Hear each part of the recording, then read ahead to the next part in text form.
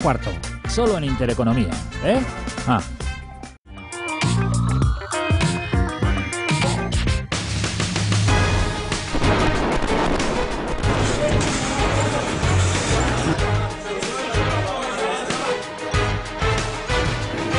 We will make America great again.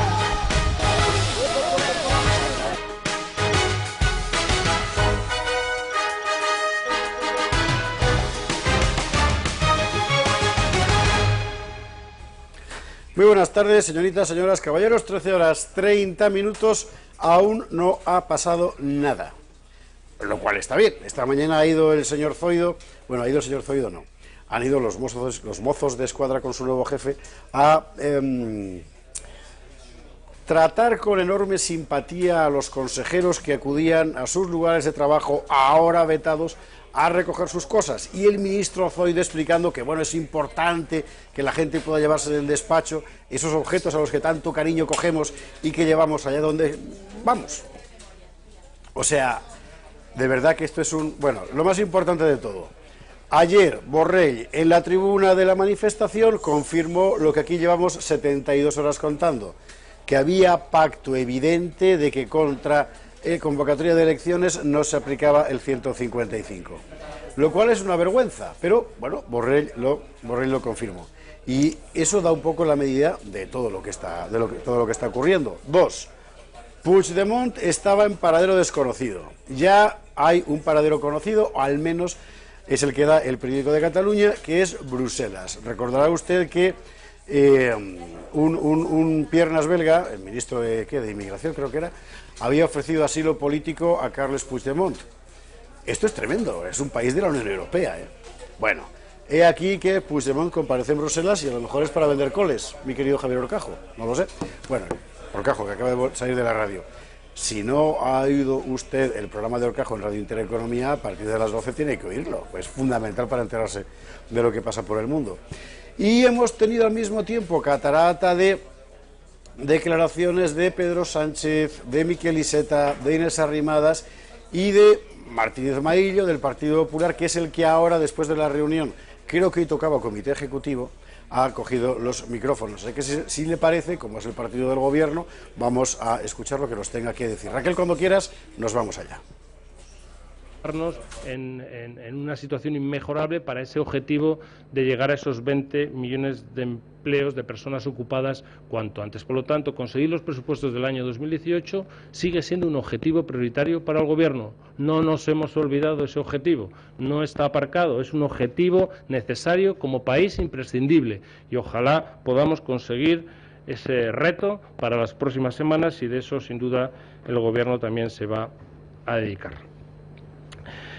En segundo lugar, pues quiero dejar constancia y reivindicar, pues mire, lo tenemos que hacer así, la figura del Partido Popular como partido político y también de Rajoy. Rajoy salvó a España del rescate económico, y con prudencia y ahora con firmeza, con prudencia, con firmeza, con mesura también, pero con eficacia, pues se está consiguiendo devolver la legalidad constitucional y estatutaria a Cataluña sin intervenir la autonomía, sino recuperando las instituciones de Cataluña para el conjunto de los ciudadanos, preservando los derechos y las libertades del conjunto de los ciudadanos de Cataluña y, si es posible, también la convivencia de todos ellos. Y lo estamos haciendo de manera exquisita en los tiempos y en las formas. Y los tiempos en las formas son tan importantes como el fondo en política y en democracia, porque algunos nos reclamaban el artículo 55 día sí, día también, de manera apresurada. Algunos decían que teníamos que aplicar el 155 de manera invasiva, otros decían que no había que hacer nada, incluso que había que dialogar con los independentistas. Yo creo que Rajoy hizo lo que tenía que hacer en el momento que tenía que hacerlo y cuando tenía que hacerlo, cuando se cargó de razones, o el Gobierno se cargó de razones, y esperando sentirse acompañado, como nos hemos sentido acompañados, del Partido Socialista y también de Ciudadanos. Por lo tanto, lo hemos hecho cuando había que hacerlo y se está aplicando con exquisito respeto en los tiempos y en las formas, y se está haciendo con prudencia, con mesura, pero con firmeza. Y también se está haciendo, y es algo muy importante, con eficacia, como se está viendo en las últimas horas. En definitiva, el Partido Popular y el Gobierno no se somete a presiones extemporáneas ni externas. Y la única presión a la que estamos sometidos y a la que accedemos gustosamente, es la presión de la defensa del interés general del conjunto de los españoles. El señor Puigdemont, expresidente de la Generalitat, todo su gobierno, expresidentes y exconsejeros de la Generalitat, tuvieron muchas oportunidades de encauzar la situación, muchas oportunidades, y todas las desecharon. El artículo 155, nosotros nunca hemos presumido de él, ni siquiera hemos amenazado con él, no es ni siquiera el escenario más deseable, ni siquiera era el buscado. No nos ha quedado más remedio que acudir al 155 para restablecer ese orden constitucional y estatutario. Y quien gana en la aplicación del artículo 155, gana la democracia, gana la ley, gana el Estado de Derecho, gana Cataluña, y ganando Cataluña, gana España. España se ha demostrado, con la aplicación de este artículo 155, que puede defender la legalidad frente a aquellos que pretenden liquidarla, y que es un país que puede preservar su democracia, sus derechos y sus libertades, y que puede defender y preservar su democracia y también la integridad como país. Por lo tanto, es la demostración de que nos podemos sentir muy orgullosos de este país, y entendido por este país la democracia, las instituciones democráticas, la división de poderes, todos y cada una de las instituciones que independientemente están actuando contra aquellos que han desafiado la Constitución y las leyes y las han incumplido de manera evidente, clara, rotunda durante tanto tiempo. Y por lo tanto, a todos ellos, los que lo han incumplido, pues saben perfectamente que tienen enfrente a la democracia de todo el país y tienen de frente a las instituciones del Estado.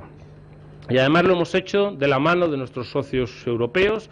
Los valores del independentismo que creen defender algunos son contrarios, completamente contrarios a la Europa a la que ellos dicen que quieren seguir perteneciendo si se hicieran independentistas, y nos hemos sentido apoyados por nuestros socios a nivel internacional y especialmente también por Estados Unidos, lo cual sin duda para nosotros ha sido muy importante, ese aval internacional. ¿Cuál es el futuro? Pues esperamos y deseamos que se respeten todas las decisiones que el Gobierno de España está tomando para volver a la normalidad democrática, para que las instituciones de autogobierno de Cataluña dejen de estar, como ya desde el día de hoy están dejando de ser secuestradas por el independentismo, vuelvan a la senda de la democracia y de la legalidad, y por lo tanto que estamos absolutamente convencidos que los funcionarios de la Generalitat van a respetar las leyes y van a respetar las órdenes que se den desde el ámbito del Gobierno de España, porque eso sí, nosotros actuamos siempre de manera escrupulosa dentro del más absoluto respeto al orden constitucional y a la legalidad. Creo que hay un reto muy importante, que son las próximas elecciones. El Gobierno ha convocado estas elecciones como se nos comprometimos, aunque había un plazo de 6 meses, en el menor tiempo posible. Creíamos que esta medida excepcional, como era la del 155, había que tomar la decisión, en fin, de la manera menos traumática, por lo tanto más rápida en cuanto al objetivo último, que era celebrar las elecciones, pero en primer lugar había que devolver ese orden constitucional, y lo hemos hecho con la aplicación del 155, cesando a los miembros del Gobierno, cesando también y eliminando aquellas instituciones estatales que habían creado en esa ficción independentista que habían puesto en marcha el Gobierno de la Generalitat, las embajadas, etcétera, etcétera, etcétera, y por lo tanto devolviendo a ese orden constitucional.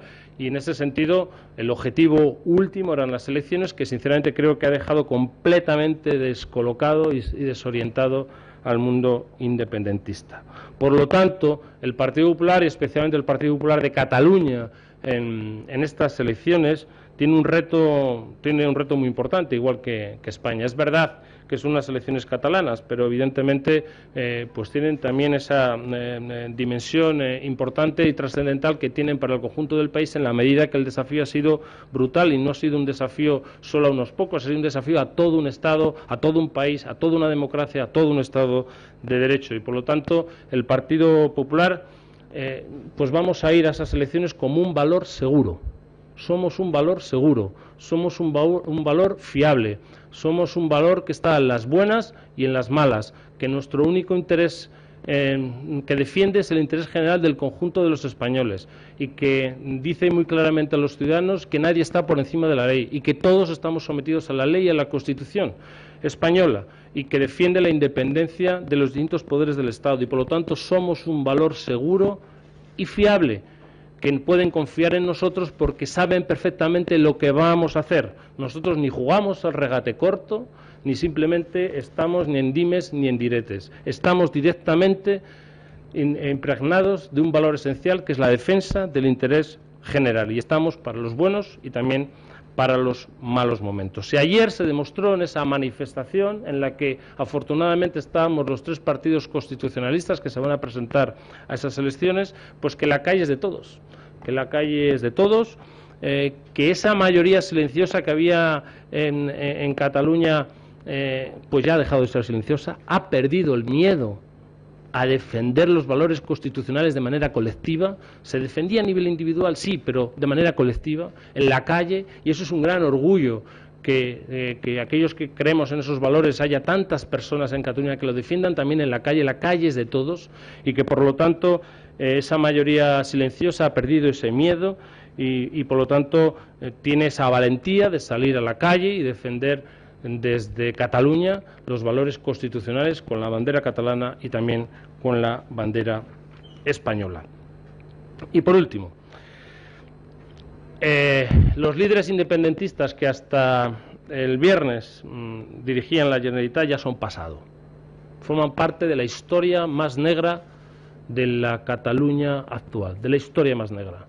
Han probablemente escrito la página más oscura, más negra, más nefasta, más perjudicial para Cataluña y para los catalanes de toda su historia. Nunca, nunca antes unos dirigentes habían hecho tanto daño a Cataluña y por lo tanto han protagonizado la página más negra de Cataluña, pero ya son pasado, ya son historia y están lo suficientemente desconcertados y descolocados porque ahora van a tener urnas, pero no de las urnas del todo a 100, de las urnas de verdad, de las urnas donde se van a poder expresar, en fin, la opinión del conjunto de los catalanes, de todos, en libertad, con todas las garantías, y eso lo pudo hacer el señor Puigdemont, pero lo ha hecho el presidente del gobierno. Estaba poniéndose borrosa la imagen de Martínez Maillo como la del Conde Dooku en Star Wars, pero bueno, trataremos de recuperar la imagen en cualquier momento. Le cuento que dice La Sexta que le ha dicho el gobierno que Puigdemont, hasta hace un ratito en paradero desconocido, en realidad está en Bruselas en una reunión de la Alianza de Flandes, que si yo no me he perdido en los sucesivos cambios de nombre del movimiento flamenco, es una especie de Asamblea Nacional de Cataluña, pero en flamenco. Flamenco de Flandes, no flamenco de Olé, flamenco de Flandes. Ya veremos. Me estaba diciendo Javier Orcajo hace un instante que es gravísimo porque si ha salido se va con escoltas. Los escoltas tienen que haber dado aviso a los mozos y los mozos a la policía. Así que, en fin, veremos si se confirma la noticia o no. Le cuento también, que me parece que al principio no lo he dicho, pero que sin duda es noticia importante del día, que la Fiscalía General del Estado ha confirmado sendas querellas contra, mejor dicho, por una parte en la Audiencia Nacional, contra Puigdemont y Junqueras y por otra parte en el Supremo contra los aún aforados miembros de la Mesa del Parlamento de Cataluña por los delitos de rebelión, sedición, malversación de fondos, etcétera. Delitos gravísimos porque van con penas de cárcel aparejadas importantes e incluso con la eventual petición de prisión provisional para los encausados. Eso ha sido esta mañana. Vamos a ver, Raquel Sanz Belinchón, si conseguimos recuperar la imagen del Partido Popular. A ver si podemos, ahora que empiezan las preguntas de los periodistas, ¿vamos a ella? Venga, perfecto. Ya no son ni tienen la calificación de autoridad en Cataluña y por lo tanto no pueden tomar decisiones, no tienen funciones y por lo tanto esa función que tenían de presidente de la Generalitat o de consejeros dedicada exclusivamente a romper la legalidad forma parte del pasado, por lo tanto son pasado. Evidentemente, hasta que un juez no decida que están inhabilitados para presentarse a unas elecciones, pues oiga, en este país la democracia y el Estado de Derecho funciona, ¿no? Y por lo tanto podrán presentarse. Y lo único que decimos es que ojalá todos se presenten a las elecciones. Creo que es positivo que se presenten a las elecciones. ¿Quién será el candidato? Que es la pregunta que usted me hace. Pues eso lo tienen que decidir cada uno de los partidos políticos que quieran presentarse. Pero yo creo que en estas elecciones nos jugamos mucho todos. Los 3 partidos constitucionalistas ya han anunciado que se van a presentar, y ahora los que están en una situación de descolocado y no saber qué hacer, pues son los partidos independentistas, que veremos a ver, algunos ya lo están anunciando, veremos a ver lo que hacen. Pero desde luego no sé lo que van a hacer los demás. Nosotros sí que nos vamos a presentar. En cuanto al tema de cómo hacerlo, yo creo que ya hemos dejado claro que nosotros vamos a presentarnos con nuestro candidato, con Xavi, y ahora mismo, sinceramente, no está encima de la mesa ningún tipo, pues de coalición con los partidos constitucionalistas. No lo hemos planteado, no está encima de la mesa, y por lo tanto ese es nuestro planteamiento de cara a las próximas elecciones del 21 de diciembre. Hola, señor Maillo. Sí. Yo quería preguntarle por una noticia que acaba de confirmar el Gobierno, y es que Carles Puigdemont ha viajado a Bélgica a reunirse con nacionalistas flamencos. Me gustaría una valoración sobre esa noticia, y después también me gustaría saber cuál es el plan del Partido Popular, si es que tienen alguno, en caso de que se repita más o menos el resultado electoral en diciembre y, por lo tanto, sigan sumando más los independentistas. Gracias. En cuanto a la visita del señor Puigdemont a Bruselas, que parece que está confirmada, es la muestra de la más absoluta de las desesperaciones, ¿no? En fin, que vaya a Bruselas, sede de las instituciones europeas, donde uno de los grandes valores de la Unión Europea es la defensa del Estado de Derecho, es la defensa de la legalidad, de los valores constitucionales, es una contradicción en sí misma.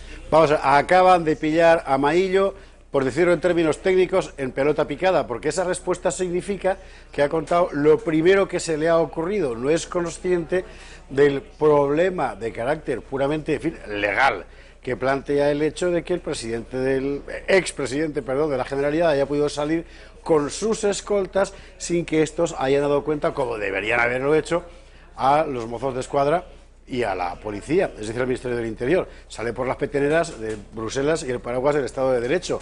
O sea que la cosa sería. Pero bueno, mientras esperamos a ver qué es lo que pasó exactamente, aquí aparece Antonio Banda. ¿Qué tal? Pero con todo este follón catalán, Antonio Banda estaba como sumergido y llevaba sin aparecer por aquí, yo que sé cuántos días en comparecencia fallida por la mera acumulación de circunstancias que nos ha tenido a todos, pues en fin, a salto de mata, o como decía el otro, como geisha por arrozal. Y a todo esto, el dinero, bien, curiosamente. O sea, el mercado español hoy está subiendo fuerte, el viernes bajó, el jueves subió. O sea, que prácticamente podríamos hablar que está en el mismo sitio donde estábamos hace un mes. O sea, no ha habido... El mes de octubre pues se puede olvidar para el mercado español porque prácticamente ni fu ni fa. Es decir, que si usted tuvo la buena idea en su momento y la oportunidad de hacer caso a fielcapital.com para organizar sus inversiones por ahí, desde 2.000 euros a 2 millones, los que tenga usted, si tiene 2 millones ya avisará. Bueno, habrá encontrado que el sistema... Nuestro cliente más grande tiene 15 millones con nosotros, o sea que... Y tenemos clientes desde 3.000 euros, sí, o sea que nosotros asesoramos a todos igual, les cobramos a todos lo mismo, sí que es un poco la democracia del asesoramiento. Bueno, es una forma de verlo, sí, que asesoras a todos por igual. No, pero quiero decir que al final el dinero ha adquirido una, ¿cómo decir?, una potencia tal que, por así decir, en general se blinda ante todas estas cosas. Y tú te has podido aconsejar fielcapital.com con su programa robotizado a 3, 4, 5 personas, 5.000 personas, una serie de inversiones que, como son objetivamente convenientes, quedan a resguardo de todos estos follones. Bueno, fundamentalmente hay una cosa que hemos hablado, es nosotros buscamos el perfil de riesgo de cada uno de nuestros clientes. Ese perfil de riesgo va unido a un horizonte de inversión. Nuestros horizontes de inversión, para el que sea la persona que tenemos menos arriesgada de todos nuestros clientes, es un horizonte de inversión que va más allá de los 18 meses.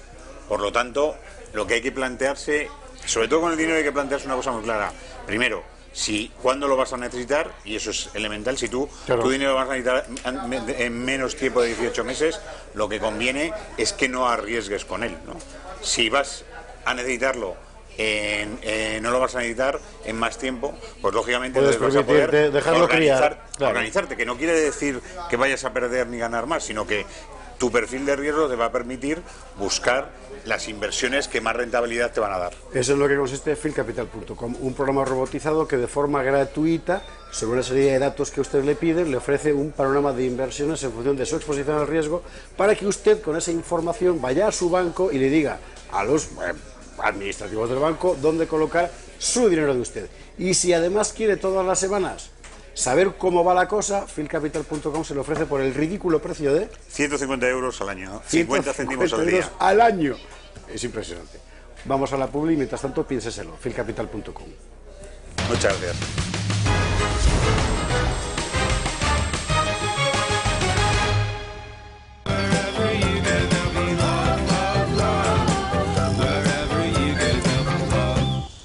La materia prima perfecta, 100% propia, las herramientas precisas, un saber hacer de generaciones y una obsesión por el acabado.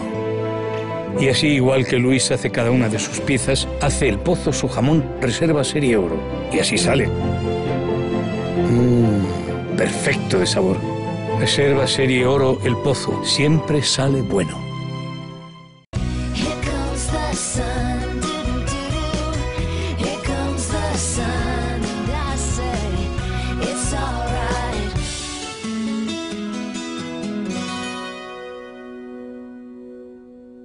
Prueba también el jamón Bodega del Pozo. El pata negra del jamón blanco. Llévatelo, te aplaudirán. En España, algo más de 2 millones de niños acuden a una escuela concertada, el 25,4% del alumnado. Al Estado, una plaza en un colegio concertado le cuesta de media 2.850 euros anuales, una plaza en un colegio público 5.900 euros, más del doble que en la concertada. Los conciertos escolares ahorran al Estado 6.400 millones de euros anuales. Más de 10 millones de familias se han beneficiado de la educación concertada en los últimos 30 años.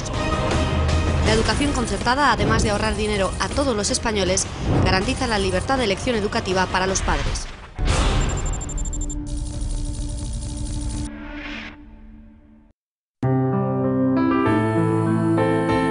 En El Pozo sabemos que tú no dejas entrar en tu casa a cualquiera. Se necesita tiempo, confianza, y porque cuando lo haces, ya es parte de tu vida. Solo entra quien te hace sentir bien, quien te cuida, quien te quiere, quien te trae lo bueno. Por eso nos has dejado entrar en tu casa. No somos una marca más, somos uno más de la familia. Gracias. El Pozo. Contigo de principio a fin. Cada ilegalidad y cada vulneración tendrá su respuesta, que será firme, proporcionada y rigurosa. Nuestro Estado de Derecho ha actuado y lo seguirá haciendo. Están a tiempo de evitar males mayores y cada vulneración tendrá su respuesta, que será firme, proporcionada y rigurosa. Si les importa la tranquilidad de la mayoría de los catalanes, renuncien de una vez a esta escalada de radicalidad y de desobediencia. Gracias por nada, con José Antonio Fuster. De lunes a viernes a las 10 menos cuarto. Solo en Intereconomía, ¿eh? En El Pozo sabemos que tú no dejas entrar en tu casa a cualquiera. Se necesita tiempo, confianza. Solo entra quien te hace sentir bien. Por eso nos has dejado entrar en tu casa. No somos una marca más, somos uno más de la familia. Gracias. El Pozo.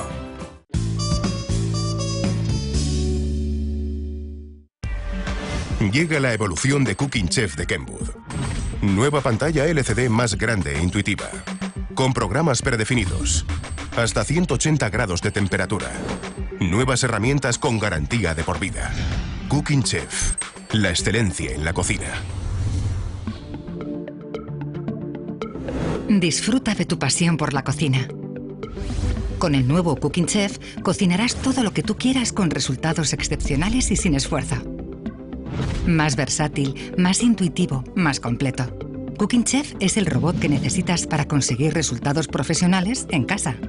Su nueva pantalla LCD te guiará fácilmente por todos los programas. Tienes hasta 23 programas de cocina para poder hacer fácilmente todo tipo de recetas: salados, dulces, cocción lenta y vapor. Solo tienes que pulsar un botón y escoger el tipo de programa: arroz, verduras, lasaña, un postre exquisito o masa fresca. Con Cooking Chef harás desde las técnicas más complejas hasta los procesos más delicados. Tienes el más alto rango de temperatura para todo tipo de recetas. Solo Kenwood alcanza los 180 grados para hacer frituras crujientes y en su punto, o para dorar carne y verduras. No has visto nada igual. Calienta el chocolate a baja temperatura, haz un guiso a fuego lento con todo el sabor, o elige la temperatura media para hervir, cocer y cocinar al vapor. Pero además, para facilitarte aún más la preparación de las recetas, tiene programas que cambian automáticamente la temperatura y ajustan los intervalos de tiempo y la potencia. Es perfecto para hacer risotos, guisos, tartas, pan, sin preocuparte por nada. Gracias al bol de acero inoxidable de 6,7 litros, podrás preparar grandes cantidades de una sola vez.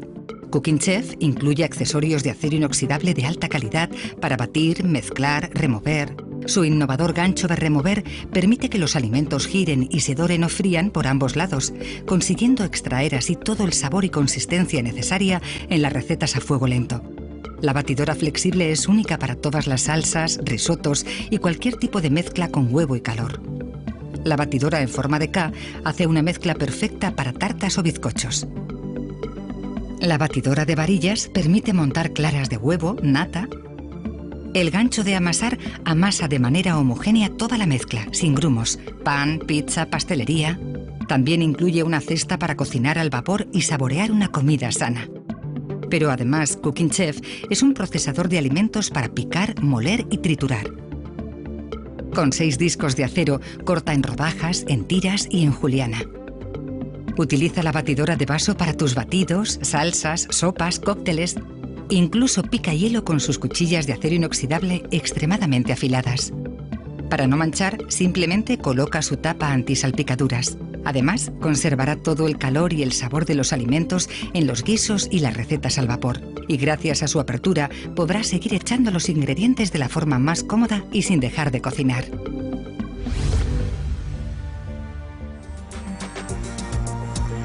Cooking Chef es tu aliado perfecto en la cocina. Fríe a 180 grados. Cocina a baja temperatura. Es un procesador de alimentos. Prepara batidos, sopas, cremas. Hace repostería y mucho más. Con Cooking Chef harás las mejores recetas para toda la familia sin esfuerzo.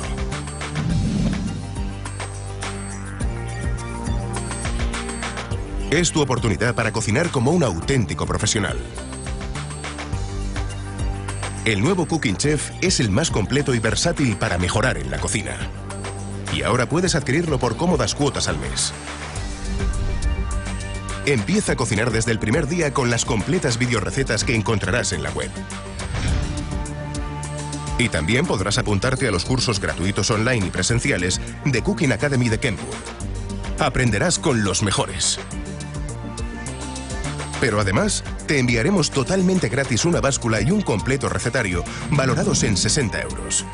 Unos regalos para sacarle aún más partido a tu nuevo robot de cocina. Y también recibirás 140 euros de reembolso registrándote en la web de Kenwood. No lo pienses más y pide ya Cooking Chef. Pasión por la cocina.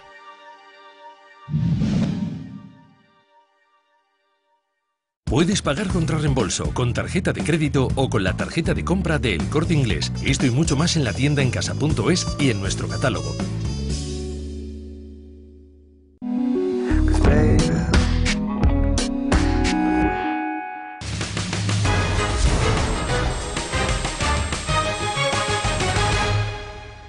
Horas 59 minutos, estamos de vuelta y tenemos alguna información más respecto a esa fuga bruselense de Puigdemont. Y es que según las informaciones que van apareciendo, el periódico por un lado, La Vanguardia por el otro, etcétera, ahora mismo la noticia sería la siguiente, le pongo el condicional, porque nunca se sabe. Puigdemont estaría en Bruselas, no estaría solo, eso que le acompaña no es un lance sentimental, sino que son otros miembros de su gobierno, y parece que podrían hacer una especie de rueda de prensa del gobierno catalán en el destierro, una cosa así como de, en fin, de verdad, vamos a ver, puede parecer ridículo, pero ojo, porque si esto es así, y en Bélgica va a ocurrir eso, España debería romper relaciones con Bélgica inmediatamente. Bélgica es un país de la Unión Europea. El hecho de que estén allí las instituciones europeas es en realidad accidental, pero Bélgica es un Estado miembro de la Unión Europea. ¿Qué hace dando asilo a un gobierno destituido por la ley española y además procesado desde esta mañana por delitos terribles, de sedición, rebelión, malversación de fondos públicos? Es horroroso. Vamos a volver al Partido Popular, donde Martínez Maillo sigue desgranando eso que Borges llamaría su pedantesco fárrago, a ver si nos enteramos de algo más. Raquel, no sé si tienes mi señal o la tuya. Vamos a ello. Después de lo que está pasando últimamente con la aplicación del 155, y ya digo, con la eficacia en la aplicación del 155, pues mucho menos.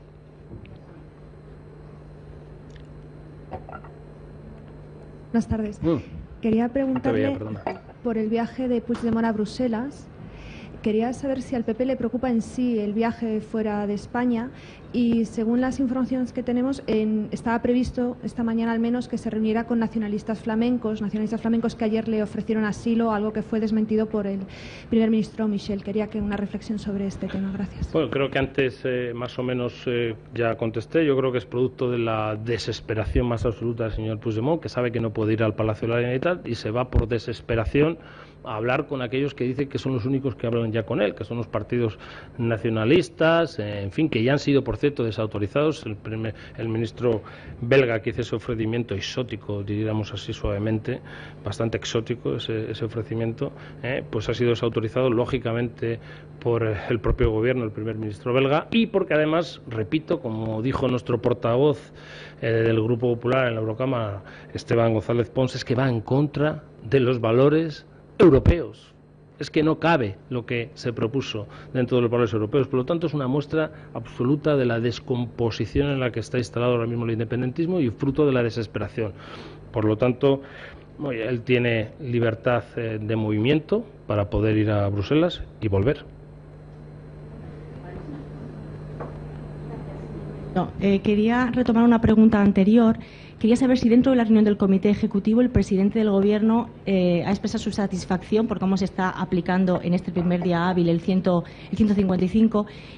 Bueno, una y otra vez lo mismo. Maillo visiblemente no tiene más información sobre la fuga bruselense de Puigdemont y el resto es la matraca catalana. Por cierto, que ha sido el argumento con el cual el compañero de celda de Jordi Sánchez en la prisión de Soto del Real, lo contamos en la Gaceta, ha pedido que le cambien porque no soporta más a ese tío. Este es el que le gritaron Viva España en la cárcel y tuvo un alipori.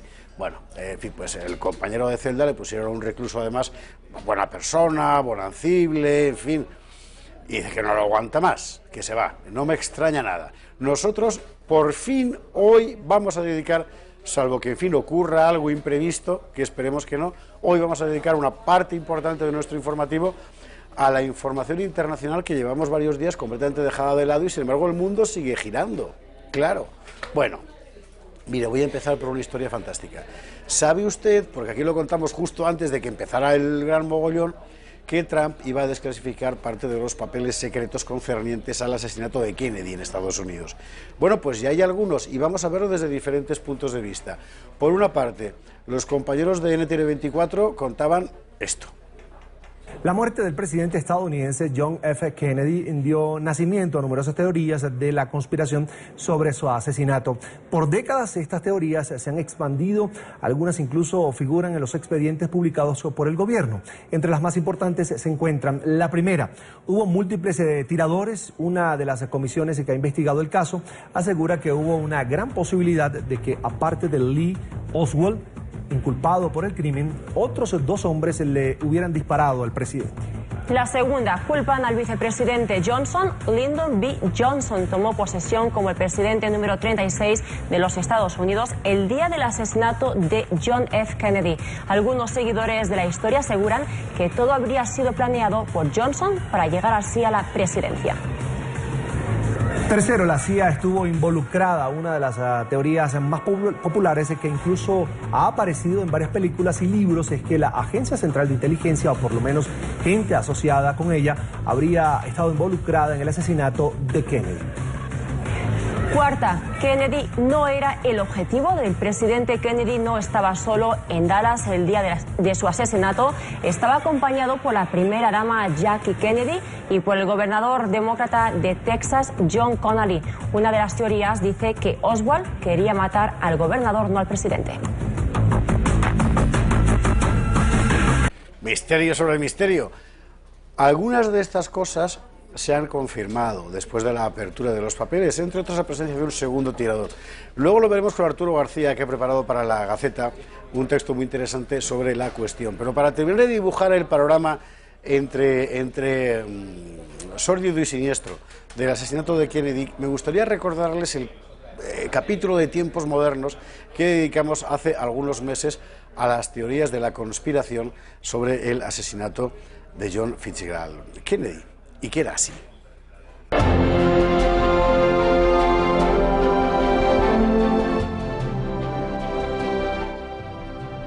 Muy buenas noches, señoras, caballeros, bienvenidos a Tiempos Modernos. La pregunta que más tinta ha hecho correr en todo el siglo XX seguramente es esta: ¿quién ordenó matar a Kennedy? Hay para hablar muchísimo, así que no perdemos tiempo y entramos directamente en materia. El 22 de noviembre de 1963 fue asesinado el presidente de los Estados Unidos, John Fitzgerald Kennedy, tiroteado mientras circulaba en el coche presidencial descapotable en la ciudad de Dallas, Texas. Un crimen que iba a conmocionar al mundo y que todavía hoy sigue encerrando mil incógnitas. Reconstruyamos los hechos. A las 11:40 horas de aquel 22 de noviembre de 1963, Kennedy y su esposa Jackie aterrizaban en Dallas.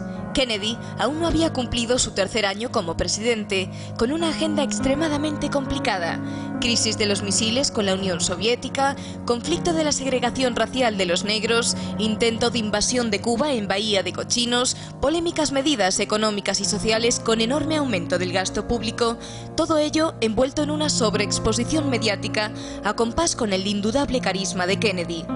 Había tensiones, pues, pero nada que permitiera augurar tan traumático desenlace. La comitiva presidencial cruzó las calles de Dallas, abarrotadas de público que se había congregado para saludar a Kennedy y su esposa.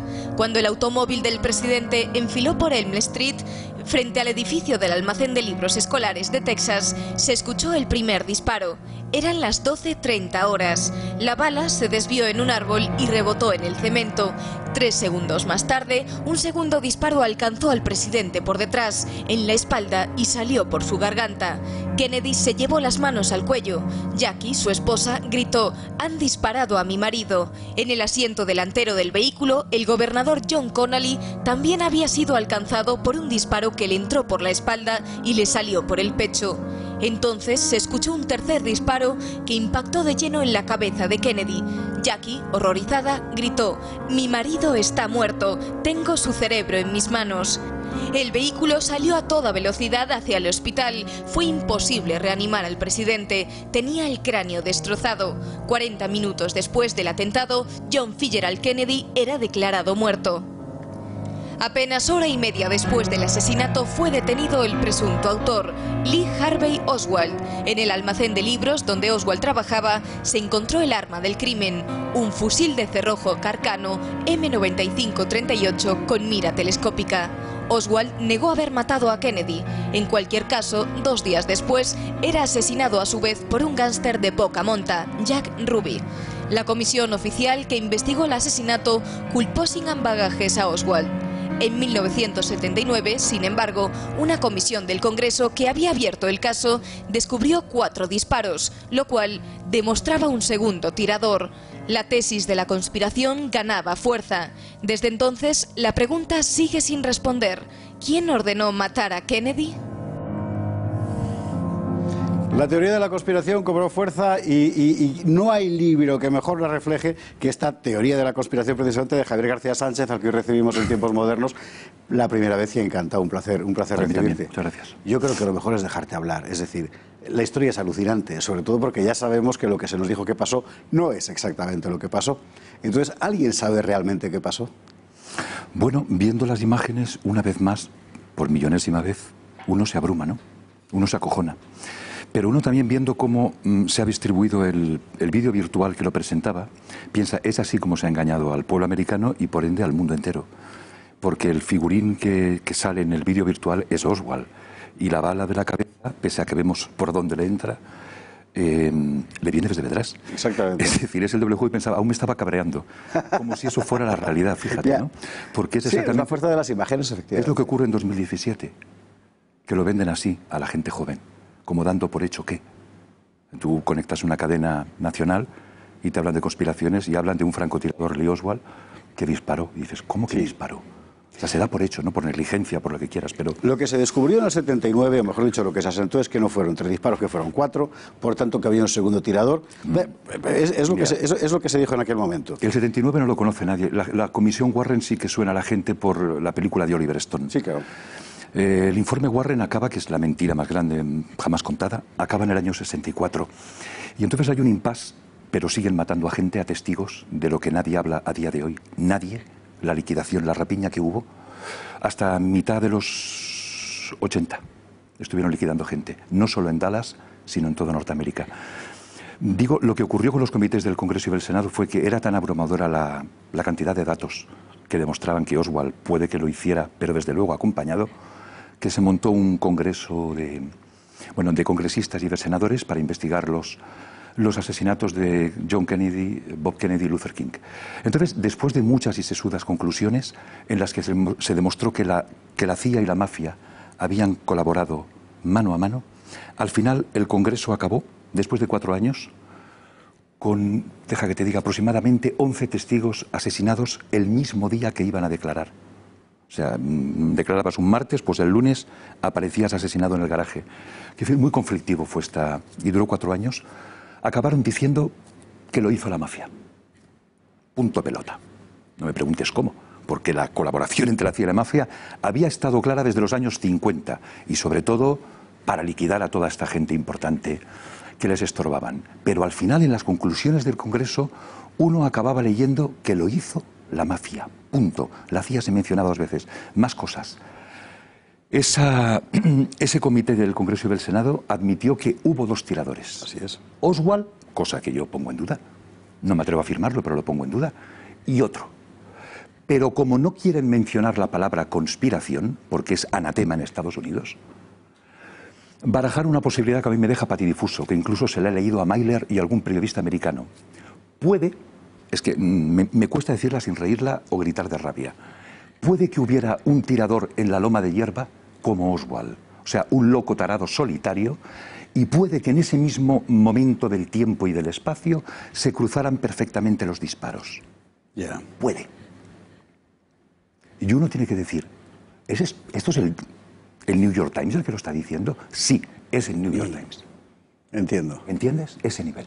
Sí, es que entiendo que no entiendo nada, pero porque es ¿Cómo son capaces de hacer esa catarsis y esa autocrítica con absolutamente todo? Pero este tema lo tienen atragantado. Claro. ¿Cómo es posible que tengamos un libro como Historia de la CIA, un legado de cenizas, en los que se autocritica todo? Y a Oswald le dediquen 2 páginas para decir que era rarito. Era rarito. Era extraño y estaba por allí. No me lo puedo creer. Oswald era un rarito que trabajó para la CIA. Sí, pero él trabajaba para los militares. Siempre trabajó para los militares. Exacto, desde el principio. A Oswald lo mata 48 horas antes de 48 horas después del asesinato de Kennedy, otro que también trabajaba muy verosímilmente para los servicios, que era Jack Ruby, que era efectivamente de la mafia o que estaba vinculado. Bueno, claro, contrataba zampones, es decir, que al final a su vez da un discurso delirante, muere en la cárcel, dicen que de una embolia por un cáncer de pulmón. Lo asombroso es que toda la investigación posterior cierra completamente puertas una detrás de otra. Y todo lo que son saltos, sea al FBI con Hoover, ¿no?, sea a la CIA, que era Allen Dulles, si no me equivoco, sea al Estado Mayor Aéreo con LeMay, que era un bárbaro, todo eso queda absolutamente cerrado para siempre. A mí, mira, la pregunta que me han hecho, la primera, casi de entrada, es ¿quién dio la orden final? Claro. Es lo más morboso. Sin ninguna ¿Quién duda dio la última orden? Y uno siempre tiene que decir, lleva cuidado porque depende de lo que digas, asusta. Entonces hay que decir que lo mató la mafia, es decir, mercenarios de la mafia que trabajaban para quien les pagaba y nunca cobraron, que se sepa, no cobraban jamás en dinero, cobraban en heroína, que les facilitaba la CIA. Ya. ¿Me entiendes? O sea, es que era todo un negocio. Entonces hay que empezar diciendo que fue una conspiración de varias fuerzas que convergieron y que la CIA coordinó. En realidad, hasta yo tengo miedo de decirlo. La última llamada fue a los militares. Porque cuando los sicarios de la mafia estaban ya contratados, cuando las fuerzas operativas en aquella plaza, que eran decenas, ya estaban situadas, o sea, cuando lo habían diseñado, todo lo del recorrido de la comitiva, cuando ya tenían el cebo en adobo, Lee Oswald, vamos, preparadito y sin decir nada, cumpliendo órdenes como un cordero, esa última llamada, ¿a quién fue? A los que eran compañeros del comandante en jefe de Estados Unidos, el presidente Kennedy. Y esos dijeron luz verde. Un sector del Pentágono. Hoy sabemos qué sector. ¿El sector? Con nombres y apellidos. El sector del EMEI y compañía, los beneficistas, digamos. El general Leitmicher, el general Langley.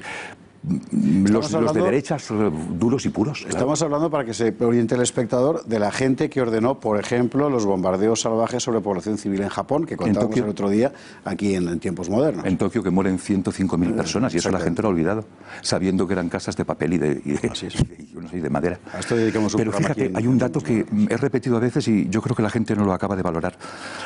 A JFK se lo cargan un 22 de noviembre, que es un año exacto después, horas arriba, horas abajo, de ese momento crucial para la historia de la humanidad en la que un comandante o un capitán de un submarino ruso tiene el botón así de los misiles para ir a Washington y a Nueva York, sobre todo a Washington, al Pentágono.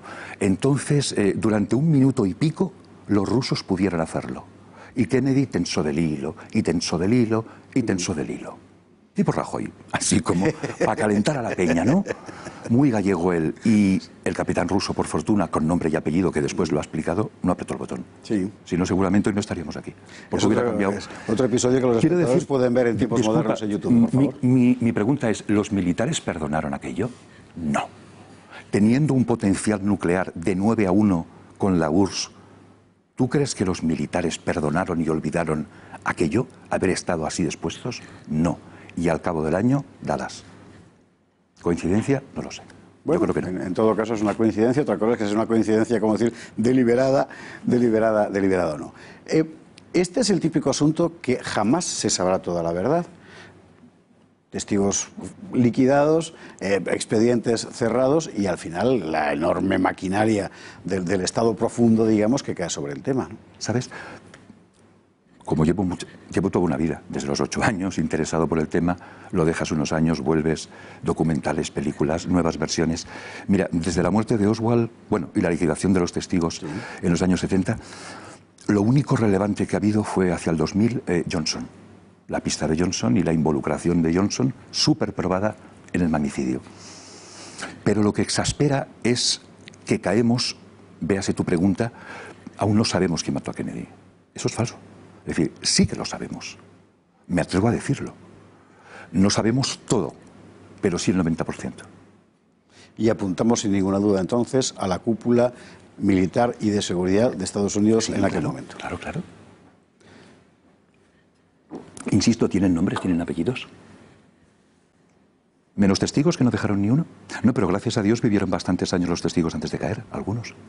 Gracias a Dios, y por eso los investigadores norteamericanos tuvieron la inmensa fortuna, el milagro, de poder hablar con ellos desde el día siguiente al atentado prácticamente hasta el año 71. Y había gente que hablaba cuando no debía de hablar y se iba animando. Y como yo digo, no había internet, prácticamente no había tele. Claro. Entonces uno hablaba, se enseñoreaba, venían, le metían un micro y decía, pues sí. Javier García Sánchez, que es apasionante. Este libro, Teoría de la conspiración, de Javier García Sánchez, lo cuenta todo lo que se sabe y todo lo que se intuye. Y mil gracias por estar con nosotros hoy aquí en Tiempos Modernos. Se le habrá hecho tan corto como a usted, pero volveremos sobre la cuestión sin ninguna duda. Muchísimas gracias, muy buenas noches.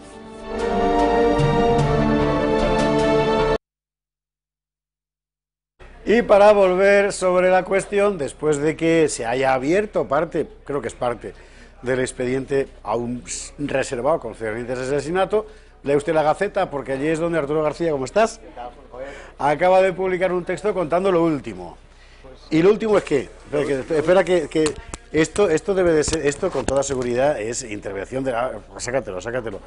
Porque esto que decía Javier García Sánchez es verdad, o sea, al final siempre hay alguien tratando de impedir...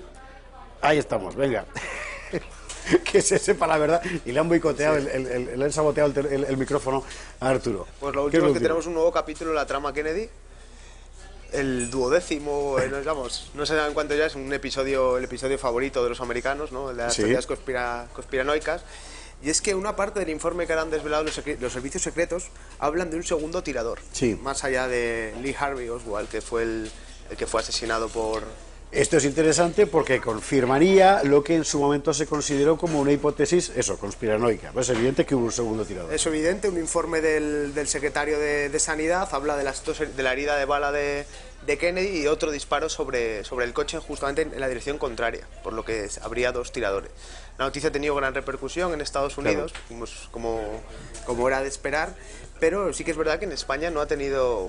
Dentro del informe que se ha publicado, porque la mayor parte de los expertos sobre el tema no tenían muchas esperanzas en que hubiera grandes datos sobre Kennedy, consideraban que ya estaba todo un poco explicado, sí que ha causado impresión, ¿no? Porque desmonta un poco la teoría oficial en torno al asesinato y abre una nueva vía de investigación y sobre todo de conspiración para los amantes de este tema. ¿Y se acabó? No, bueno, hay varias cosas muy interesantes del informe desvelado por Estados Unidos. Por ejemplo, nos hablan del exdirector de la CIA, de Richard Helms, de unas preguntas en la comisión Rockefeller que estudió el caso Kennedy, y esas han sido censuradas por los servicios de inteligencia. Como bien sabrás, José Javier, la CIA y el FBI cuentan con permiso, con potestad para censurar ciertos trozos de ciertos capítulos. Pero estamos hablando de algo que ocurrió hace 54 años. Sí, ¿no? Pero en los días previos a publicarse el informe, definitivo, había muchos rumores de que Trump había pedido al FBI si querían o si estaban dispuestos a hacer públicas todas las incógnitas que había en torno al caso. Y finalmente se han hecho públicas, pero hay algunos capítulos que están ciertamente cortados. Es que, claro... Luego se quejan de que la gente se abone a las teorías de la conspiración, pero es que todo es una conspiración permanente y basta con que se renueve permanentemente el secreto sobre tales o cuales aspectos para que la teoría de la conspiración crezca. Claro, es un círculo vicioso que al final se va retroalimentando y que ya te digo que en Estados Unidos, ¿no? Por ejemplo, también han sacado incluso la teoría de una venganza por Vietnam, que fue un magnicidio organizado en México, donde viajó Lee Harvey días antes de visitar Dallas, y es otra de las, esto saca un informe el Departamento de Estado y luego cada conspiranoico va sacando, su propio informe, ¿no? Y entonces... Qué gracia. Es interesante, porque entonces lo van sacando, por así decirlo, lo acumulado, y de lo acumulado que quedaba, que todavía es peligroso que se sepa, eso lo censuran. Eso lo censuran y bajo el pretexto de, creo que podrían ser otros 50 años. Luego ya cuando pase el plazo de 50 años ya el FBI y la CIA no tienen nada que decir y se tiene que hacer público. Pero entonces esa política de Estados Unidos de siempre de revelar sus secretos y tal, hay que ponerlo un poco en entredicho. Escucha, 50 años, me estás diciendo que lo sabremos un siglo después del crimen. Un siglo después, ya. A ver a quién pedimos explicaciones. Muchos países de los que igual están implicados ya igual ni existen. Seguramente, es verdad. Seguramente sus gobiernos por lo menos no. Es verdad. Porque siempre se ha hablado mucho de Cuba, se ha hablado mucho de Vietnam y ya no, igual Cuba, esperemos dentro de 50 años sea otra cosa. Desde luego. Bueno, pues todo eso, con toda la información sobre lo último del expediente Kennedy en la Gaceta, en la pluma de Arturo García, para que vea usted que no es exageración lo de Javier García Sánchez con ese libro sobre las teorías de la conspiración del caso Kennedy. Impresionantes. Bueno, dentro de la información internacional que nos hemos ido dejando esta semana por ahí atrás, había una importante que convenía recuperar, que es lo de Argentina, porque hubo elecciones legislativas en Argentina y empezó el asunto catalán, apenas nos dio tiempo a evaluar sus consecuencias. Vamos a hacer un breve recordatorio de lo que pasó allí. que básicamente consiste en que Cristina Fernández de Kirchner consigue salvar el estatus, quiero decir, que no queda fuera de la vida política, pero el que gana completamente legitimidad y representación es Macri. Vamos a ver el análisis que hacían los compañeros de NTN24, no sin antes agradecer a Arturo García, muchísimas gracias. Y a la portada, Gaceta, lea usted la Gaceta, que es el único español que no la lee todavía. Lo de Argentina, ¿qué es lo que ha pasado? Vamos a verlo.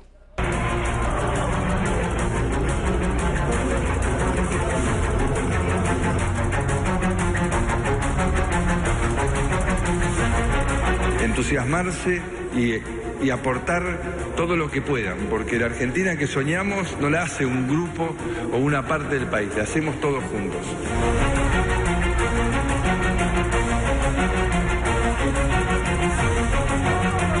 No nos alcanza para superar a nuestros adversarios, aunque el escrutinio aún no ha finalizado. Pero nosotros somos serios y responsables. Jamás montaríamos un espectáculo, jamás. Veamos cómo quedó el nuevo Congreso de Argentina. Este gráfico que ya van a ver muestra que el partido del presidente Mauricio Macri, Cambiemos, se queda con 107 bancas. Allí lo tienen en pantalla. Es la mayoría. Por su parte, el kirchnerismo y sus aliados lograron 67 escaños, el Partido Justicialista 38, el Masismo y aliados 22, la izquierda tiene 4 y otros partidos 19. Estos resultados le dan al presidente Mauricio Macri el piso que necesitaba para llevar a cabo las reformas que quería implementar y que no había podido llevar a cabo por no tener mayoría en el legislativo.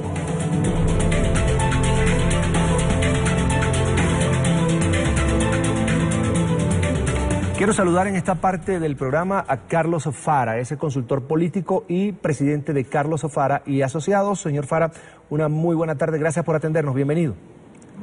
Buenas tardes. ¿Tiene el presidente Mauricio Macri ahora ese piso político en el Parlamento que le permite de alguna manera trabajar con mayor campo? ¿Esto quiere decir que Argentina ya está preparada para un cambio totalmente radical de programas, ajustes económicos, todo lo que tiene en mente el presidente Mauricio Macri de alguna manera para sanear el gobierno? Bueno, no. En primer lugar, vale aclarar que si bien la elección de ayer le hace crecer la fuerza parlamentaria al presidente, de todas maneras va a tener que seguir negociando con sectores de la oposición para poder sacar leyes adelante y tener quórum en las cámaras, sobre todo en el Senado de la Nación.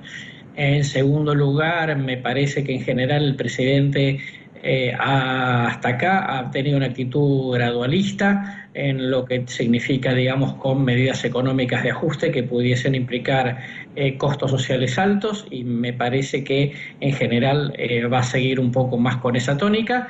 Lo que es cierto es que va a tener mayor legitimidad política para negociar con los actores políticos, sindicales y empresariales, y por el otro lado le va a permitir, digamos, acelerar la marcha de las reformas que él considera necesarias. Ahora, quisiera también su opinión, su análisis sobre el resultado, la votación que obtuvo el nuevo movimiento político de la presidenta Cristina Fernández, que no llega al Senado, pero como representante de la minoría. Exactamente. En la Argentina cada distrito tiene 3 senadores y son 2 por la mayoría y 1 por la minoría. De modo que ella va a ser senadora, sí, pero hay que tener en cuenta que ella ayer hizo declaraciones sobre el resultado electoral, como ustedes pasaban, respecto de que Unidad Ciudadana, su frente electoral, no es que fue solamente una coyuntura, sino que arranca todo un proceso de construcción política. Ella en las primarias de agosto había sacado un 34%, ahora sacó a algo más del 37%, diríamos que es una buena elección teniendo en cuenta el techo que ella tiene, pero eso no le permitiría, digamos, pensarse en proyectar con éxito para la elección presidencial de 2019. Señor Fara, ¿hacia dónde deben ir las alianzas que debe en este caso optar el presidente Mauricio Macri para sacar adelante su gestión, su gobierno, las propuestas, los cambios que pretende hacer de los partidos políticos tal y como lo veíamos en el gráfico, si nos ponen en pantalla por favor en producción, ¿con qué fuerza política podría llegar a un acuerdo Mauricio Macri? Bueno, parte de sus negociaciones han tenido que ver sobre todo con el espacio político de Sergio Massa, que es un peronista, digamos, pero que se ha enfrentado ya hace 4 años a la expresidenta Cristina Kirchner y que ha tenido una actitud constructiva con el gobierno, facilitando negociaciones y quórum para el tratamiento de leyes. Y creo que la nueva circunstancia política hace que el gobierno pueda tener una buena negociación en general con los gobernadores peronistas que no responden a la expresidenta y que están, digamos, en situación de necesidad de negociar con el gobierno en función de una reforma tributaria que necesita el país. Es decir, le entiendo, esta votación, esta elección de ayer podría traerle de alguna manera estabilidad al país, a la política en el país.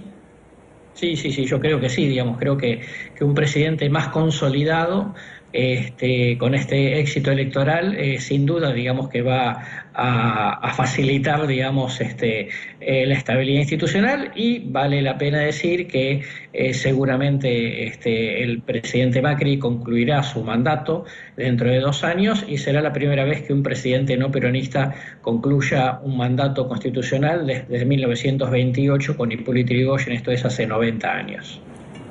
Ahora, como senadora, la expresidenta Cristina Fernández se blinda ante cualquier proceso judicial. Bueno, no. Como senadora obviamente tiene fueros. Todavía, digamos, si bien tiene procesamientos judiciales varios, lo cierto es que ella en alguna de esas causas puede correr el riesgo de que uno de los jueces pida su detención. Y ahí el Senado de la Nación deberá definir si efectivamente vota su desafuero, y para eso necesitan 2/3 de los integrantes, lo cual creo que va a ser una situación por sí misma conflictiva. Ahora usted dice, un Mauricio Macri más estable, con más legitimidad, ¿hacia dónde debe apuntar ahora en su política? ¿Qué necesita Argentina que Mauricio Macri todavía no le ha dado? Bueno, Argentina necesita profundas reformas económicas para bajar sus costos y poder ser más competitivo a nivel internacional, seguir integrándose al mundo y recibir inversiones de largo plazo para generar más empleo. Me parece que el presidente tiene claro eso, pero también tiene clara, digamos, las limitaciones políticas que hasta acá ha tenido para poder llevar a cabo reformas más profundas, y por el otro lado el presidente ha decidido que su programa económico no va a contemplar una devaluación fuerte de la moneda argentina frente al dólar para hacer un ajuste de hecho. Y eso implica que si no se va a hacer una devaluación, digamos, que traería costos sociales importantes, necesitamos hacer algunas reformas para bajar lo que él llama el costo argentino. ¿No sería nocivo para la gestión de Mauricio Macri recibir inversiones extranjeras en un país como Argentina? Bueno, digamos, no... Digo en lo social, en lo político, en la protesta consecuente de los ciudadanos, por ejemplo. No, a ver, no quedan muchas alternativas, ¿no? Digamos, realmente, digamos, el gobierno hasta acá ha ido amortiguando el costo social del ajuste con un fuerte endeudamiento externo, lo cual, digamos, nos está convirtiendo, digamos, en una situación cuidadosa frente a un mundo económico, digamos, que da datos es bastante inestable. Quiero agradecer a Carlos Ofara, consultor político y presidente de Carlos Ofara y Asociados, por estar con nosotros estos minutos aquí en la tarde de NTN 24. Fue un placer, una muy buena tarde.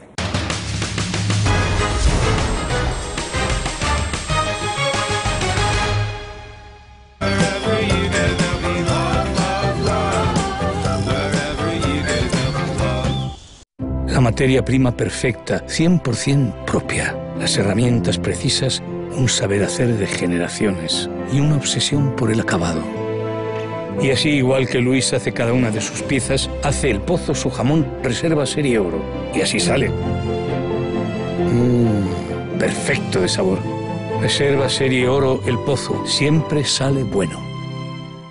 Ana, ¿Por qué malvivir de tu pensión si tienes un piso en propiedad? ¿Qué hago, Eduardo? Puedes vender tu casa, pero conservando el derecho a vivir en ella. ¿Y cómo lo hago? Yo te la vendo y tú seguirás viviendo en ella para siempre, sin apuros ni estrecheces. También te puedo ayudar a ti. Llámame o ven a verme. Soy Eduardo Molet.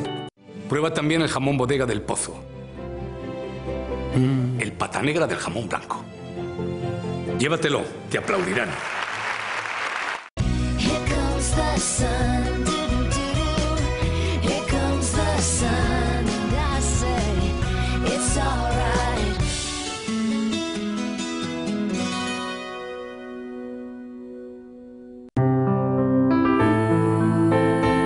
En El Pozo sabemos que tú no dejas entrar en tu casa a cualquiera. Se necesita tiempo, confianza. Y porque cuando lo haces, ya es parte de tu vida. Solo entra quien te hace sentir bien. Quien te cuida. Quien te quiere. Quien te trae lo bueno. Por eso nos has dejado entrar en tu casa. No somos una marca más, somos uno más de la familia. Gracias. El Pozo, contigo de principio a fin. Yo solo me he roto un hueso una vez y me rompí el hueso de una mano por dar un puñetazo. Y di un puñetazo no porque alguien de mi situación socioeconómica se vea muchas veces en esa situación, porque estábamos en un centro social, en el laboratorio, y un grupo de lúmpenes, pues eso, gentuza de clase mucho más baja que la nuestra, intentó robar una mesa de mezcla. En El Pozo sabemos que tú no dejas entrar en tu casa a cualquiera. Se necesita tiempo, confianza. Solo entra quien te hace sentir bien. Por eso nos has dejado entrar en tu casa. No somos una marca más, somos uno más de la familia. Gracias. El Pozo.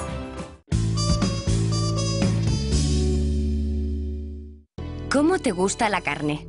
¿Poco hecha, al punto o bien hecha?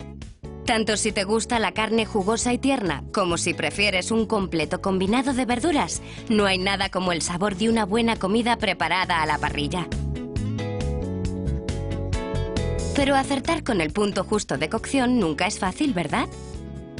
Dejar ciertos alimentos poco hechos no es recomendable. Y pasarse deja la carne seca y poco apetitosa. Conseguir el punto justo es complicado, incluso para los más expertos. Hasta ahora, os presentamos el nuevo OptiGrill de Tefal. El primer grill con tecnología patentada que te indica el punto de cocción.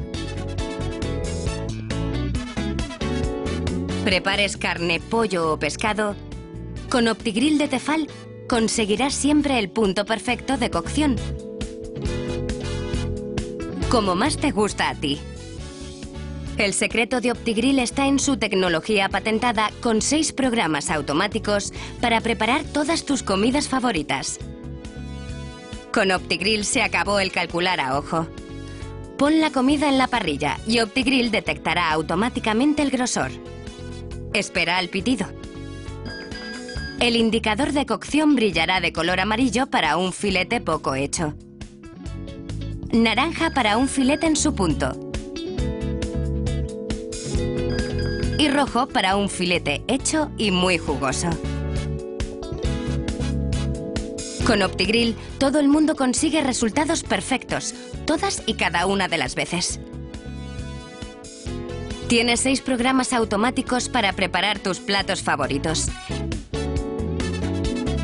Y además, podrás cocinar verduras, fruta y alimentos delicados con su función manual.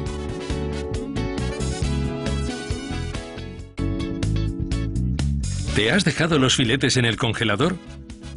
No hay problema. La función Defrost de tu OptiGrill descongela tu comida y la prepara automáticamente para que tú solo tengas que disfrutar saboreándola. Así de fácil. Disfruta de la carne en su punto con OptiGrill de Tefal. El sabor a la parrilla que gusta a todo el mundo, ahora directamente en tu cocina. Llámanos y llévatelo al mejor precio. Y si quieres, podrás financiarlo en cómodas cuotas al mes. El secreto de OptiGrill está en su tecnología patentada. La amplia superficie de cocción de OptiGrill de Tefal la hace perfecta para toda la familia. Limpiar tu OptiGrill es tan fácil como cocinar con ella. La grasa se recoge automáticamente en su bandeja extraíble y puedes limpiar las placas con un trapo húmedo o, si lo prefieres, en el lavavajillas. Basta con desmontarlas de esta sencilla manera. No esperes más para disfrutar de la mejor carne, el mejor pescado y las mejores verduras a la parrilla con el nuevo OptiGrill de Tefal.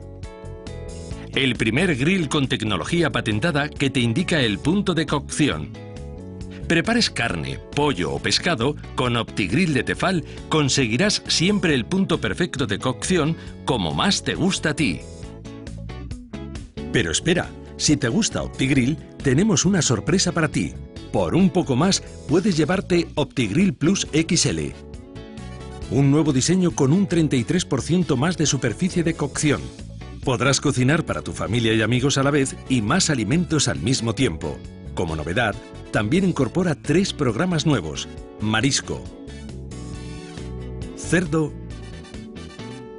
y sándwich, para hacer crujientes bocadillos.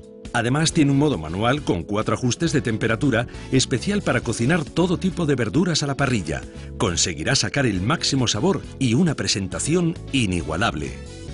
Disfruta de la carne en su punto con OptiGrill de Tefal. El sabor a la parrilla que gusta a todo el mundo, ahora directamente en tu cocina.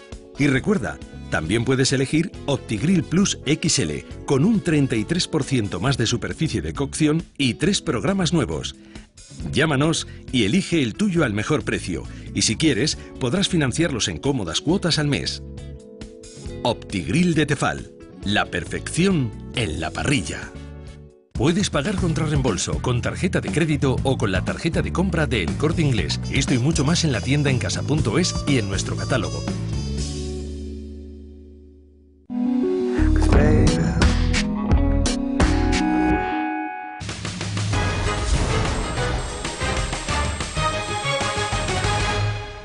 (14:41), estamos de vuelta. Le voy contando que se acumulan las informaciones, no todas verificadas, en torno a Puigdemont. Lo verificado es que está en Bélgica, lo casi verificado es que con él han ido 6 consejeros, y lo que está por verificar es que los 7 se proponen pedir asilo político en Bélgica. Asilo político. Vamos a ver. Puigdemont está querellado hoy mismo por la Fiscalía General del Estado ante la Audiencia Nacional por delitos de rebelión, sedición y malversación de fondos. Si un país de la Unión Europea decide interpretar como asilo político la huida de un prófugo de la justicia, las consecuencias diplomáticas pueden ser, en fin, desopilantes, se puede usted imaginar. En fin, seguiremos contando lo que se va diciendo por ahí, pero bueno, de momento la información está como yo se la he contado. Vamos a terminar de cerrar la página internacional en Hispanoamérica con Venezuela. ¿Por qué? Pues porque allí una noticia de la semana pasada, pero que conviene repasar con calma, es la fractura ya inevitable de la oposición. ¿Qué es lo que ha pasado? Esto. Y continúa la disputa entre líderes de partidos políticos opositores en Venezuela por desencuentros que aumentaron tras la subordinación ante la constituyente de 4 de 5 gobernadores opositores. José Ignacio Guedes, designado por la oposición, renunció a la Secretaría del Parlamento alegando diferencias con la unidad. Esto ocurre horas después de que Enrique Capriles se apartara de la mesa de la Unidad Democrática. Nicole Colster, periodista en Entre 24 en Caracas, tiene el informe. La alianza de partidos políticos opositores no ha llegado a un acuerdo luego de los comicios del 15 de octubre. La disputa es pública entre el diputado Henry Ramos y el líder opositor Enrique Capriles. Este último anunció su retiro de la unidad tras la subordinación ante la constituyente de 4 gobernadores adecos, una postura que trajo críticas de la disidencia. Me parece que es una postura inmadura. Y si algo le ha hecho mucho daño a la oposición, ha sido también eso, el infantilismo. de algunos dirigentes. Jesús Torrealba, exsecretario de la Mesa de la Unidad Coalición, que nació en 2008 para hacer oposición formal al partido de gobierno, critica la confrontación entre ambos líderes. En la oposición venezolana hay dos precandidatos presidenciales, puede que haya otros, pero en este momento hay dos que son los ejes de una confrontación, el señor Enrique Capriles y el señor Ramos Alú. El secretario del Parlamento renunció también esta semana a su cargo. Es de Causa R, otro partido político opositor. La decisión se debe a desencuentros con la Mesa de la Unidad Democrática. La MUD no se reúne, después del 15 de octubre no ha habido ni siquiera una convocatoria de reunión, con lo cual no hay condiciones para ejercer un cargo que es de la unidad, y una unidad que hoy está en entredicho y que no puedo representarla porque hasta que no se reagrupe o se refunde, que es el llamado que estamos haciendo.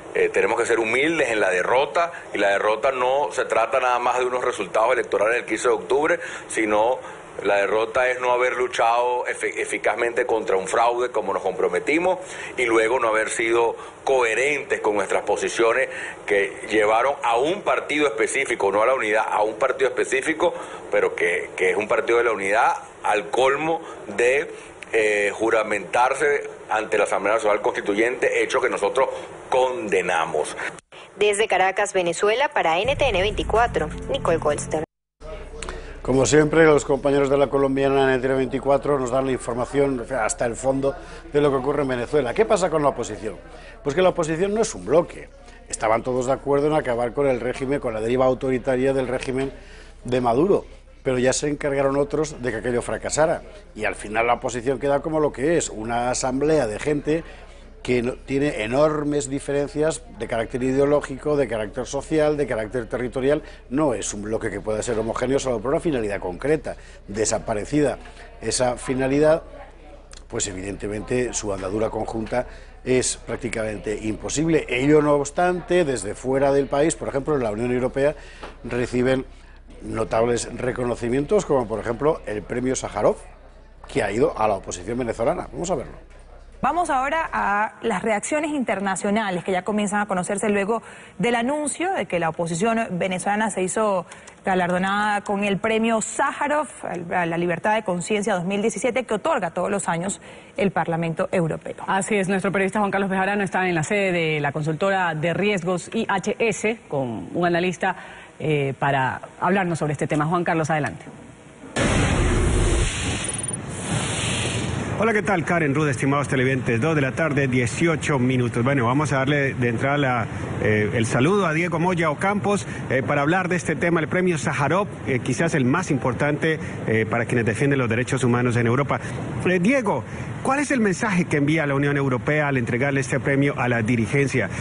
¿Será que además de resaltar su labor están pensando en posibles sanciones para el gobierno de Nicolás Maduro? Bienvenido. Sin lugar a dudas, muchas gracias Juan Carlos. Claramente esto evidencia la creciente concientización en la Unión Europea sobre los esfuerzos de la dirigencia y la oposición venezolana, sobre los esfuerzos del pueblo de Venezuela de restaurar las violaciones de orden constitucional, de orden democrático y las graves violaciones de derechos humanos que están teniendo lugar en Venezuela.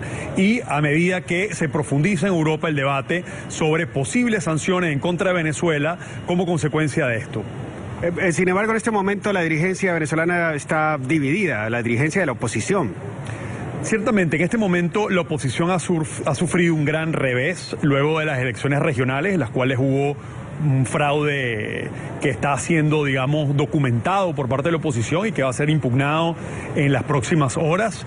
Hay diversidad de criterios sobre cómo abordar la crisis que ha generado, digamos, estos resultados electorales adversos cuando todas las encuestas daban por ganador a la oposición y sorpresivamente terminó ganando el gobierno de Venezuela, una elección totalmente cuestionada, no reconocida por la comunidad internacional y por la Unión Europea, por cierto, así como la Unión Europea no reconoce a la Asamblea Nacional Constituyente que pretende reformar la Constitución.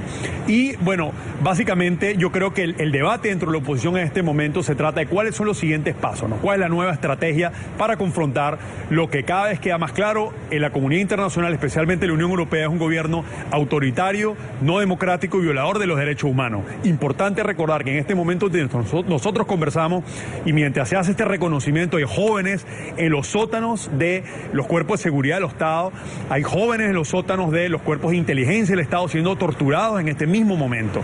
Muy grave la situación de derechos humanos, esto es un gran reconocimiento y una concientización de la comunidad internacional al respecto. ¿Tiene que ver la entrega de este premio con la reciente visita de Julio Borges y sus reuniones con la canciller alemana, con la primera ministra Theresa May? Sin lugar a duda, el presidente del Congreso, Julio Borges, estuvo reunido aquí con la Theresa May, con Angela Merkel, con el presidente Macron, y dieron a conocer de primera mano la crisis que está viviendo Venezuela.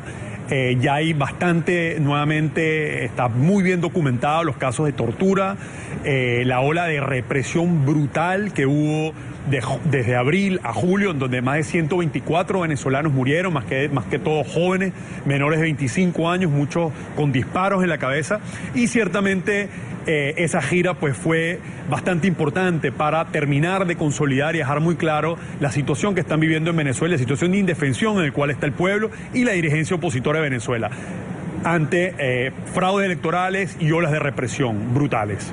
Muchas gracias, Diego, gracias. Bueno, esa es toda la información que tenemos en la capital británica. Regresamos a los estudios de la mañana. Adelante. Gracias, Juan, por este reporte, estas reacciones, luego de conocerse que la oposición venezolana ganó este premio Sájarov a la libertad de conciencia 2017. Este premio tiene por objeto, evidentemente, estimularla, es decir, que la oposición venezolana que representa, recordémoslo, lo representaba en el Parlamento democráticamente elegido a la mayoría de la población venezolana, que estas cosas hay que subrayarlas, bueno, que siga activa. La oposición de momento agradece el premio, como es lógico. Vamos a verlo. Noticia: Venezuela, donde el gobierno de Nicolás Maduro fustigó el reconocimiento que le otorgó el Parlamento Europeo a la oposición venezolana por su lucha por el restablecimiento de la democracia. El galardón se otorga en medio de la peor crisis que se registra en medio de la oposición por fracturas internas que se evidenciaron tras la juramentación de 4 gobernadores electos por la MUD ante la Asamblea Nacional Constituyente. Daniela Zambrano tiene el informe. Se ha dado una situación muy extraña y curiosa en el Parlamento Europeo, que ha decidido otorgar un premio a la oposición venezolana por quemar personas vivas, por generar violencia, por generar muerte, por causar sufrimiento a un pueblo. Pareciera que el Parlamento Europeo entonces empieza a sonreírle al fascismo. Para la oposición, en cambio, es un reconocimiento a la lucha por la democracia. Significa además un espaldarazo al Parlamento en momentos en que la Asamblea Nacional Constituyente insiste en deslegitimarlo. Es un honor recibir el premio Sájarov en nombre de toda Venezuela. Es un reconocimiento de la comunidad internacional a nuestro pueblo. No es más que el reflejo de que el mundo sabe que en Venezuela no hay democracia. Si en Venezuela hubiera democracia, hoy el Parlamento Europeo quizás estuviera entregando ese premio de manera individual a un ciudadano. Pues no, lo está entregando a la oposición venezolana. Entre los galardonados, Leopoldo López y Antonio Ledesma, presos políticos de la administración Maduro. Ambos permanecen bajo arresto domiciliario. Así como Leopoldo, hay 391 presos políticos. Yo creo que hoy no es solo Leopoldo, así que este premio es para toda Venezuela, para todo el país que ha luchado, que resiste, que busca todos los días comida y no encuentra, que busca todos los días medicina y no encuentra. El premio Sájarov llega en momentos en que la oposición venezolana se ha mostrado fracturada y debilitada tras los resultados de los pasados comicios del 15 de octubre. El detonante de la crisis, la juramentación de 4 gobernadores opositores electos ante la constituyente, esa que desconocieron desde el momento de su convocatoria. Todos cometen errores, todos cometemos errores, pero de esos errores se aprende. La unidad hoy luce como una utopía, por lo que el Sájarov a la libertad de conciencia, consideran, también es un claro mensaje de la comunidad internacional. Esto nos recuerda por qué iniciamos esta lucha. Tiene la obligación también de recordarnos que debemos pensar distinto para hacerlo juntos.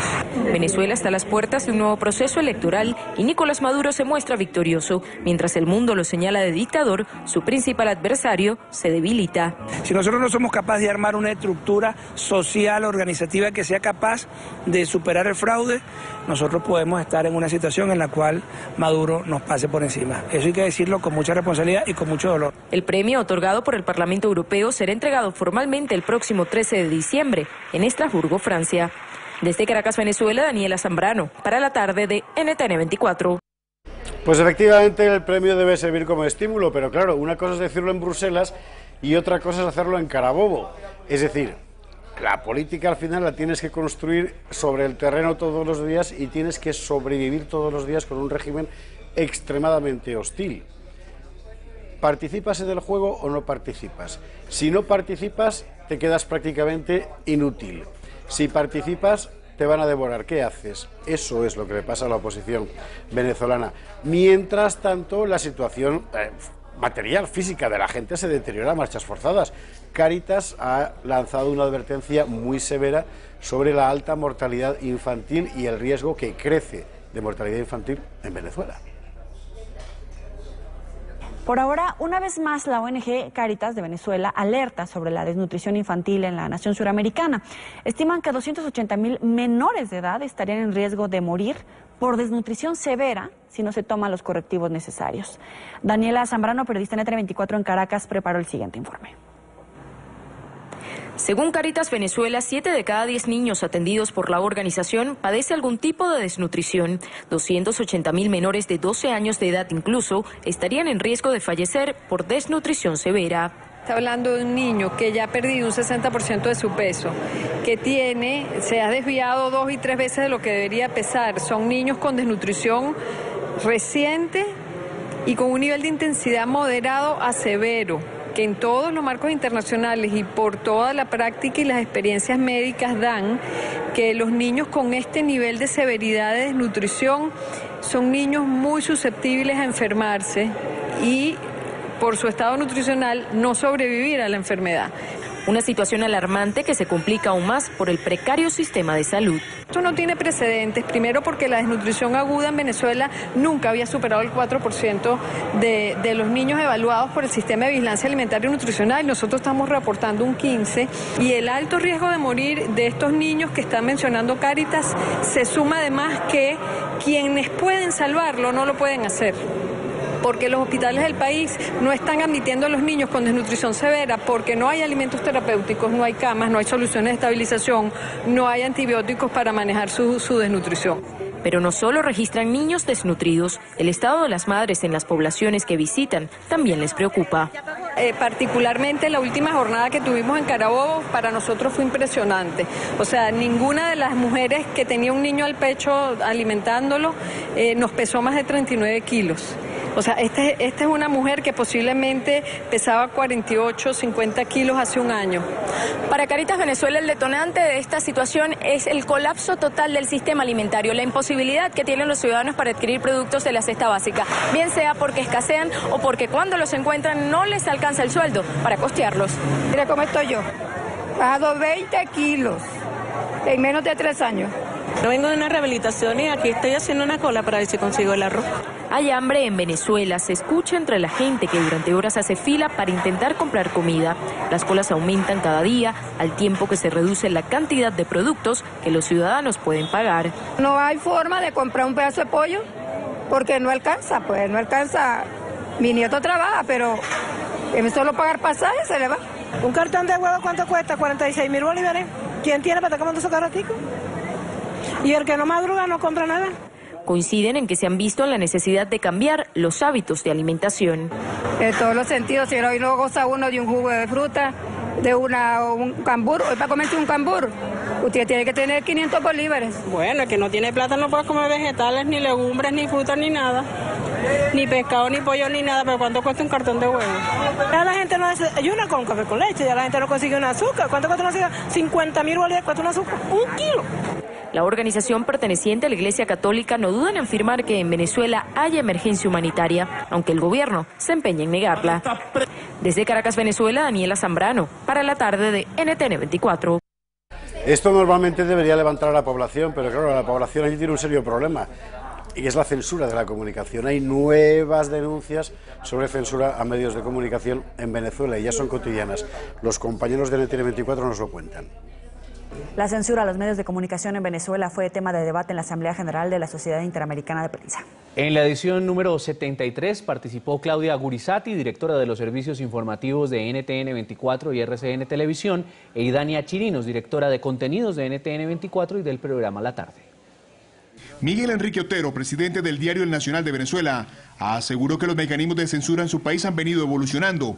La difamación, la agresión y todo tipo de bloqueos a comunicadores y estaciones de radio y televisión son parte del problema que amenaza a diario el trabajo de los periodistas. El régimen venezolano, instaurado por Hugo Chávez y continuado por su discípulo Nicolás Maduro, ha ido evolucionando desde mecanismos de censura muy sutiles que incluían la distribución de la propaganda oficial como un premio a los medios de comunicación más complacientes o serviles, pasando por las demandas judiciales por difamación, las amenazas a periodistas, el cierre de estaciones de radio y televisión, el bloqueo de sitios web y plataformas digitales, las detenciones arbitrarias y los juicios militares a periodistas. La mordaza a los medios en Venezuela ha traspasado fronteras. En Colombia, los canales RCN Televisión y NTN 24 han sido objeto de censura por parte del régimen de Nicolás Maduro. Claudia Gurizati, directora de los servicios informativos de RCN Televisión y NTN 24, mencionó los problemas que han afectado el desarrollo del ejercicio periodístico y valoró el trabajo incansable de los corresponsales en Venezuela. Este año fueron cerradas varias cadenas internacionales en Venezuela, las que van a través de cableoperadores con la misma metodología usada en el 2014 para cerrar nuestro canal internacional NTN 24. Es a través de una orden de Conatel que al final nunca conocemos, sino que los cableoperadores nos informan que esa orden ha llegado directamente del gobierno a Conatel. También los comunicadores venezolanos que ejercen su